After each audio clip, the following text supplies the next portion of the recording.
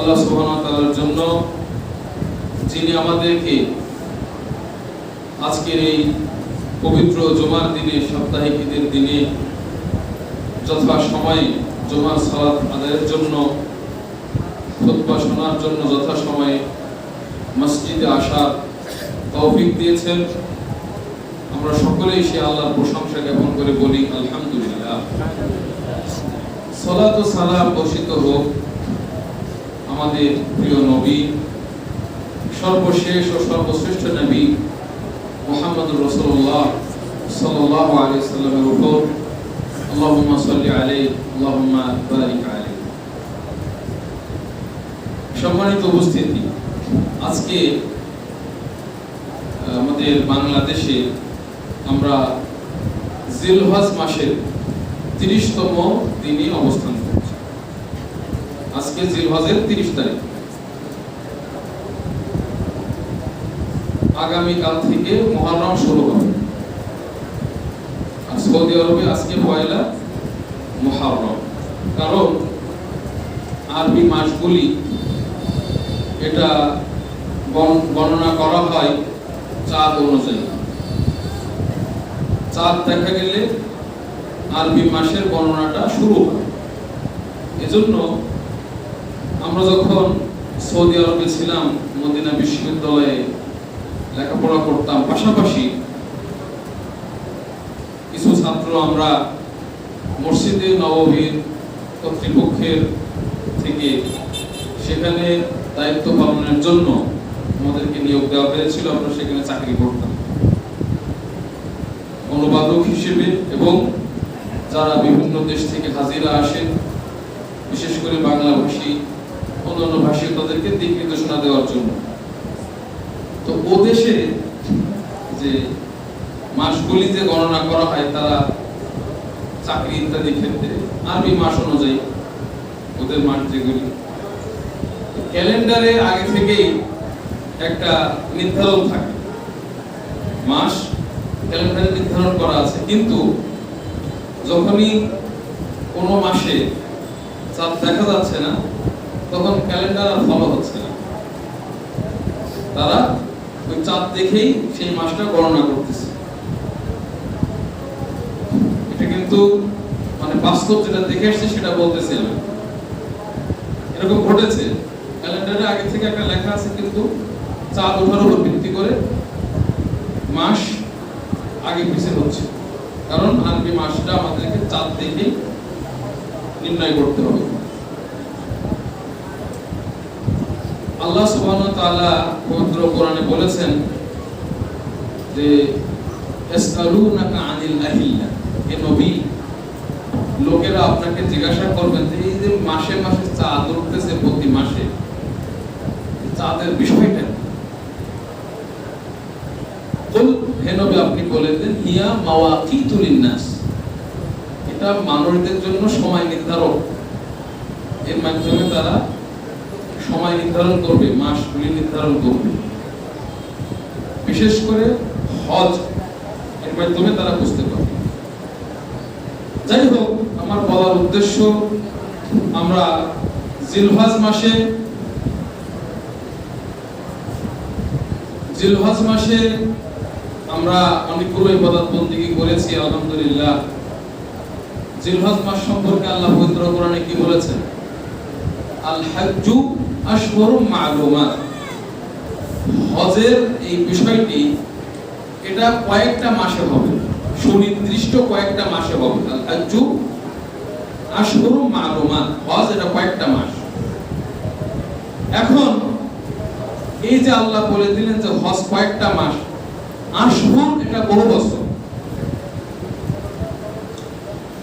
এক বছর হলো শাহাব। এখন কয়টা মাস সেটা, এবং কোন কোন মাস, এটা আমরা কিভাবে নির্ধারণ করব? কোরআনে কি আছে যে হজের মাস হলো অমুক মাস, অমুক মাস, অমুক মাস? এটা কি কোরআনে আছে? বললেন আপনারা কেউ পেয়েছেন যে হজ কোন কোন মাসে? আল্লাহ তো বলে দিলেন কয়েক মাস। এটা তো কোরআনে নাই উল্লেখ যে কোন কোন মাস, কয়েকটা মাস এটা বলে দিয়েছে। তাহলে এখন আমরা হজটা কোন মাসে করব? বর্তমানে বাংলাদেশে একটা দল বের হয়েছে, এরা বলে যে হাদিস মানতে গেলে সমস্যা, হাদিস মানা যাবে না, হাদিস মানতে গেলে ভেজাল, আমাদের সকল সমস্যার সমাধান কোরআন থেকে আমাদেরকে নিতে হবে।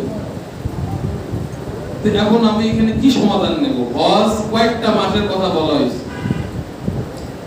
এখন কোন কোন মাসে আমি হজ করব বুঝলাম না কোরআন থেকে।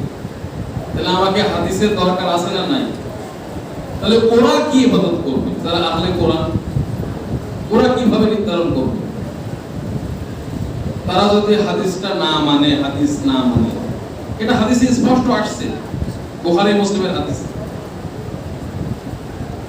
আল্লাহ রাসূল সাল্লাল্লাহু আলাইহি ওয়াসাল্লাম বলেছেন যে আল্লাহ সুবহানাহু ওয়া তাআলা যখন কোরআনের আয়াত তো এটা যা পড়লাম, ইন্না ইদ্দাতাশ শুহুর ইনদাল্লাহি 12 শাহর, আল্লাহর কাছে যখন থেকে আসমান এবং জমিন সৃষ্টি করেছেন আল্লাহ, তখন থেকে মাসের সংখ্যা কয়টা? 12টা। আল্লাহ বলছেন যে মিনহা আরবাতুন হুরুম, এর মধ্যে 4টা মাস আছে হুরুম মানে হারাম মাস। এই 4টা মাসে মানে যুদ্ধ বিগ্রহ ইত্যাদি, মানুষের উপর জুলুম, এটা চরমভাবে নিষেধ। অন্য মাসে নিষেধ, কিন্তু এই মাসে এত সম্মানিত যে জাহেলি যুগের লোকেরা এই মাসটাকে সম্মান করত। এখন এই যে 4টা মাস, এই 4টা মাস হরুম, যে আমি কোরআন পড়ে কি বুঝবো? 4টা মাস হারাম কোনটা কোনটা আছে উল্লেখ কোরআনে?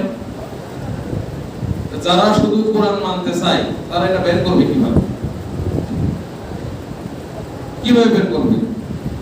এগুলো সব হাদিসে হজ কোন কোন মাসে করতে হবে সেটাও হাদিসে আল্লাহ নবী সাল্লাল্লাহু আলাইহি ওয়াসাল্লাম বলে দিয়েছেন। আল্লাহ বলেন ওয়াজকুরুল্লাহ ফি আইয়ামিম মা'দুদাত, আল্লাহকে স্মরণ করো হাতে গোনা কয়েকটা দিনে। তার মানে অন্য দিনগুলিতে আমরা করব না আল্লাহকে স্মরণ। তাহলে যে এখানে যে বললেন যে কয়েকটা হাতে গোনা দিনে তোমরা আল্লাহকে স্মরণ করো, সূরা বাকারা বলেন লেখা আছে ওয়াজকুরুল্লাহ ফি আইয়ামিম মা'দুদাত, হাতে গোনা কয়েক দিনে আল্লাহকে তোমরা স্মরণ করো। তাহলে এখানে এই জিকির দ্বারা কি উদ্দেশ্য এবং হাতে গোনা দিন এগুলো কোন কোন দিন, এটা কোথায় পাবো? এই জন্য মানুষকে বিভ্রান্ত করার জন্য বর্তমান সময়ে বহু দল বের হয়েছে। তাদের ভিতরে অন্যতম একটা দল হলো আহলে কোরআন। আহলে কোরআন একটা দল, এরা হাদিস মানবে না, এরা কোরআন মানে। লা হাওলা ওয়ালা কুওয়াতা, এগুলোর কোনো সমাধান পাওয়া যাবে? কোনো সমাধান পাওয়া যাবে না। এই যে আয়াতগুলো শুধু এইটা না, একাধিক বিষয়। কোন মেয়েকে যদি বিয়ে করা হয়, তো ওই মেয়ের ফুফুকে বিয়ে করা জায়েজ আছে? কোন মেয়েকে যদি বিয়ে করা হয়, ওই মেয়ের খালাকে বিয়ে করা জায়েজ আছে? কোথায় পেয়েছেন আপনারা? কোরআনে লেখা আছে এটা? যারা শুধু কোরআন মানে এটা তারা কি মেয়েকেও বিয়ে করবে, মেয়ের খালাকেও বিয়ে করবে, মেয়েকেও বিয়ে করবে, মেয়ের ফুফুকেও বিয়ে করবে। তাহলে যারা হাদিসকে অস্বীকার করতে চায়, এরা কিন্তু আসলে উদ্দেশ্য হলো আপনাকে কৌশলে কোরআনের দোহাই দিয়ে কৌশলে ইসলাম থেকে আপনাকে বের করে নিয়ে যাবে। এটা হলো উদ্দেশ্য। আপনাকে এরা কৌশলে কোরআনের কথা বলে আস্তে করে বের করে নিয়ে চলে যাবে আপনাকে ইসলাম থেকে। এরকম মজার মজার কথা বলবে আহলে কোরআনরা। বর্তমানে বাংলাদেশে আহলে কোরআনের নেতৃত্ব দিচ্ছে অনেকেই। তার ভিতরে একজন ডাক্তার মতিয়ার আছে, এ বলে সর্বশ্রেষ্ঠ তাফসীর করে, নাউজুবিল্লাহ। আরেকজন আছে মুরাদ বিন আমজাদ, ইলম নাই কালাম নাই, সে বড় আলেম হয়ে গেছে, সে এখন বিভিন্ন জায়গায় শায়েখ সেজে মানুষদেরকে গোমরাহ করতেছে। চরম ফিতনা। এজন্য আমি মূল উদ্দেশ্য যেটা বলা, আমাদের জুলহজ মাস শেষ, কথা প্রসঙ্গে এই কথাগুলো আসলো, ফিতনা থেকে বেঁচে থাকতে হবে। আমরা যখন আহলে কোরআনদেরকে বলতেছি যারা হাদিস মানে না, এরা নিজেরাই বলে যে হাদিস। আমি নিজে এদের সাথে মুনাজারা করেছি যখন আমি মদিনা বিশ্ববিদ্যালয়ে পড়ালেখা করি। আমি খুলনাতে আল মাহাদ সালাফি যেটা আছে, আমাদের বাড়ি সাতক্ষীরা, খুলনাতে ওখানে আমি প্রোগ্রাম করার জন্য গিয়েছি।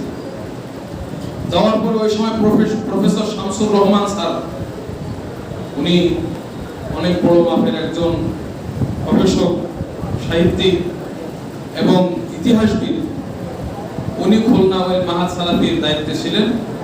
তার সাথে আমার ভালো পরিচয় ছিল। ওখানে যাওয়ার পরে উনি আমাকে জুমার খুতবা দিতে বললেন। প্রোগ্রাম করতে গেছে, জুমার খুতবা দেওয়ার পরে আপনার ৫-৭ জন লোক, সবার বয়স মোটামুটি ৪০-এর উপরে, তারা ওখানে আমাকে নিয়ে বসলো। বসার পরে অনেক কথাবার্তা, তারা আহলে কোরআন। তাদের কথা হলো যে আল্লাহর রাসূল দিনের ভিতরে সমস্যা তৈরি করে গেছে। এত বড় শয়তান এগুলো, তারা এই কথা বলতেছে যে আল্লাহর নবী দিনের ভিতরে সমস্যা কেন? উনি তো কোরআনের বিধানের বিপরীত করছে।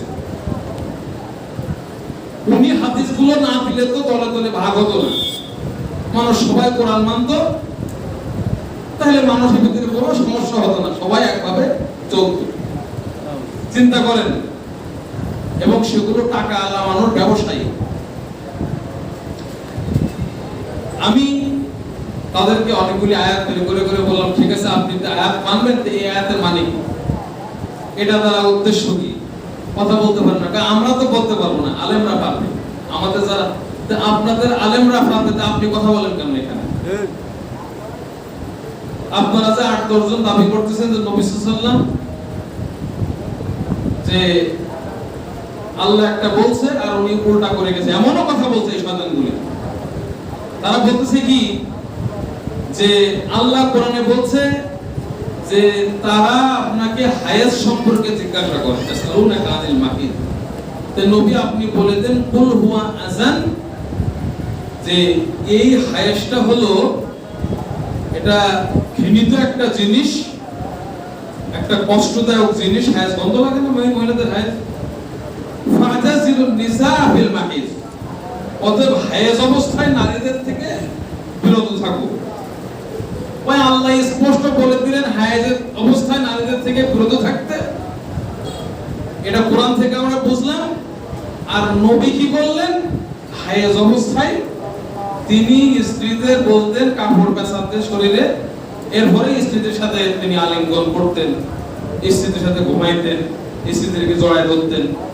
নবী তো কোরআনের বিপরীত কাজ করলো। চিন্তা করেন কত বড় শয়তান এগুলো। তখন আমি বললাম যে এখানে আল্লাহ যে বললেন ইতিজাল, ইতিজাল শব্দের অর্থ আলাদা, পৃথক হওয়া।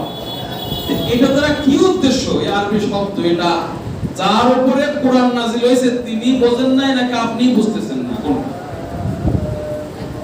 আল্লাহ তো নবীকে বলেছেন যে তোমার উপরে কোরআন নাযিল করেছি লিতুবাইয়িনা লিন-নাসি, যাতে করে তুমি বর্ণনা করে দাও মানুষ ইলাইহিম, যেটা তাদের প্রতি নাযিল করা হয়েছে।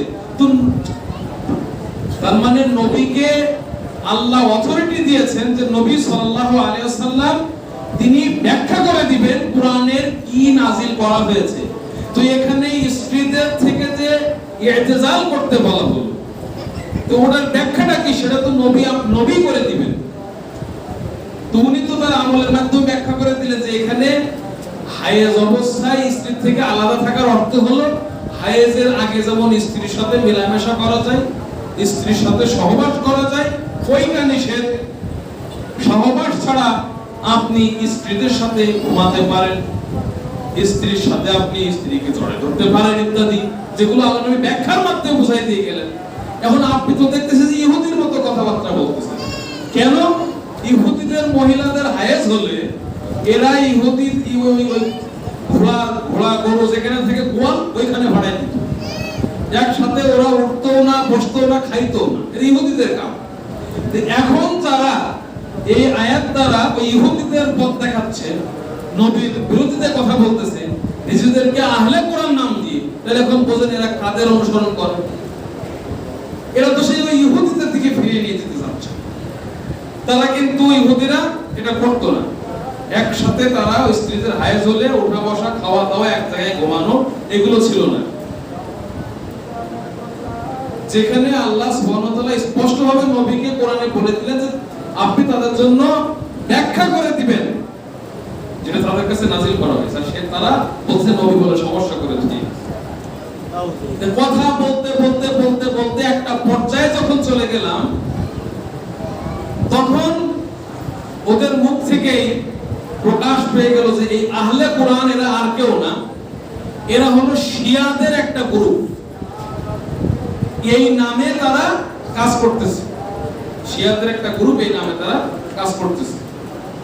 তারা এবার একের পর এক শিয়াদের প্রশংসা করতে লাগলো বিভিন্ন বিষয়ে। মানে আমি ধরে ফেললাম না ঘটনা চক্রে, কথাবার্তা এক পর্যায়ে। তাহলে সুমিষ্ট সুন্দর সুন্দর নাম দিয়ে আহলে কোরআন অমুক তমুক এটা দিয়ে আপনাকে আমাকে পথভ্রষ্ট করার জন্য এগুলো লেগে আছে। আমরা যখন আহলে কোরআনের বিরুদ্ধে কথা বলি যে এরা আহলে কোরআন, এরা হাদিস মানে না, আহলে কোরআন হাদিস মানে, আমরা কি নিজেরা দাবি করি নাকি ওরা নিজেরাই বলে যে না হাদিস মানতে গেলে সমস্যা? এরা নিজেরাই বলতেছে শুধু কোরআনই মানতে হবে। বিপরীতে একদল বলতেছে এরা আহলে হাদিস, আমাদেরকে যে এরা আহলে হাদিস, হাদিস মানে কোরআন মানে না। কিন্তু আমরা কখনো বলেছি যে আমরা কোরআন মানি না? তাহলে কেন আমাদের উপরে এটা চাপানো হয়?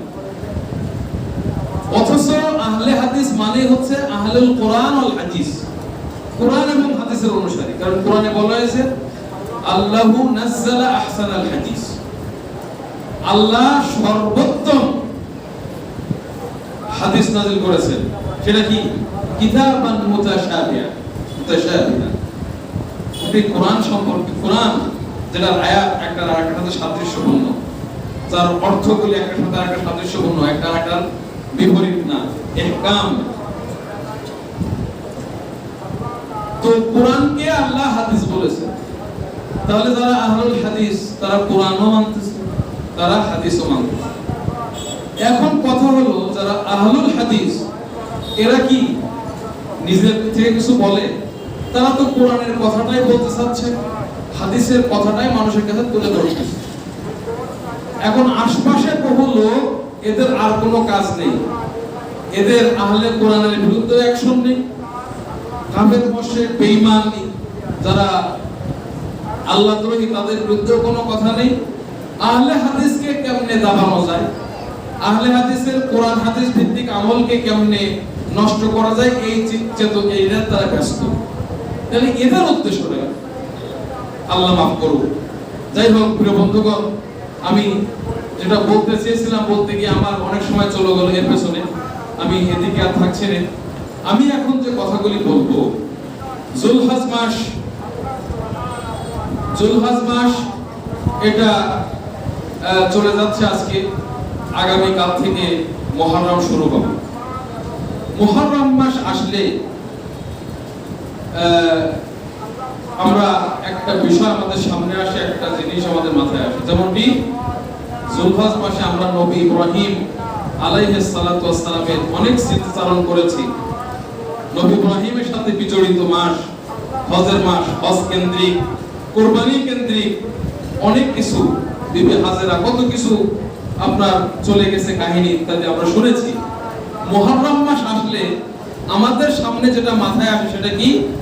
নবী মূসা আলাইহিস সালাতু ওয়াস সালামের কথাটা এবং ফিরআউনের কথাটা আমাদের মাথায় আসে। কারণ তার সাথেই তো কি ছিল, তার কাছে তো প্রেরিত হয়েছে নবী মূসা আলাইহিস সালাতু ওয়াস সালাম। মুহররম মাসটা আসলে আমাদের মাথায় আসে। এটা কাদের মাথায় আসে? যারা আমরা কোরআন সুন্নাহর অনুসারী, যারা আমরা নিজেদের মস্তিষ্ককে অনুসরণ করি না, নিজেদের প্রবৃত্তির অনুসরণ করি না, নিজেদের বাপ-দাদার ধর্মের অনুসরণ করি না, যারা কোরআন সুন্নাহকে ফলো করি, হাদিস সাহাবীদের বুঝের আলোকে কোরআন সুন্নাহকে আমরা মানি, তাদের মাথায় আমাদের এটা আসে এই মুহররম মাস আসলে নবী মুসার কথা। বিপরীতে যারা কোরআন সুন্নাহকে ফলো করে না, যারা শয়তানের অনুসারী, যারা দুনিয়াতেই পথভ্রষ্ট অথচ নিজেদের কাজটাকে অনেক সুন্দর মনে করে, এরকম একটা গ্রুপ আছে। এই মুহররম মাস আসলে তাদের মাথায় আরেক চিন্তা চেপে বসে, সেটা হলো কি তাজিয়া মিছিল করতে হবে, শোক আগুন ধরিয়ে সেখানে লাভ দিতে হবে, নিজের শরীরে খোসায় রক্ত বের করতে হবে, একবারে বর্বরচিত কাজ যেটা ইসলাম সমর্থন করে না, সেই কাজের চিন্তায় একটা দল বিভোর পেয়ে থাকে। হয় না বলে? গত বছর তো অতি আবেগ দেখতে গিয়ে একটা দুর্ঘটনা দেখে ফেললাম ফেসবুকে, সেটা আপনারা তো অনেকেই দেখেছেন। এক যুবক এর আগুনে ফেলার জন্য প্রজ্বলিত আগুন এরা কয়েকজন ঝুঁকাইতেছে, পরে এরকম করতে করতে যখন ওরা বিরুদ্ধে গেছে তখন ওই একা আর পড়ে নাই, যারা ঝুঁকাইতেছিল তিনজন সহ ওই আগুনে পড়ছে। তখন কি একটা অবস্থা!